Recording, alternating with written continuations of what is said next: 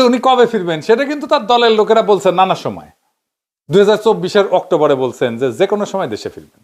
আবার তার এক সপ্তাহ পরে কইলো জানুয়ারিতে ফিরবেন, মানে 2025-এর জানুয়ারিতে। তারপরে ডিসেম্বর আসিল, কইলো ফেব্রুয়ারিতে ফিরবেন। তারপর জানুয়ারি আসলে কওয়া হইলো আপাতত আসতেছেন না। এটা শুনে যখন দলের কর্মীরা হতাশ, তখন কওয়া শুরু হইলো এপ্রিল আসবেন।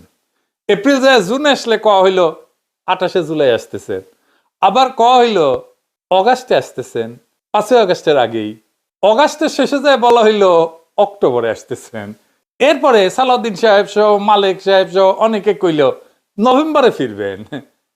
এমনকি বিবিসিতে বিএনপি বলছিল নভেম্বরে আসবেন, তারিখ জানাবে বিএনপি। দেখেন, বিএনপি তারিখ জানায় নাই। নভেম্বর শেষ হইতে চললো, ফজলে একবার কইলো ডিসেম্বরে আসবে। 8 মণ তেলও পুড়লো না, রাধাও নাচলো না। যদি কইতো ঈদের পরে আসবেন তাইলে কোনো ঝামেলা হইতো না। ঈদের পরের আন্দোলন দিয়েই তো আমরা হাসিনাকে হটাইলাম।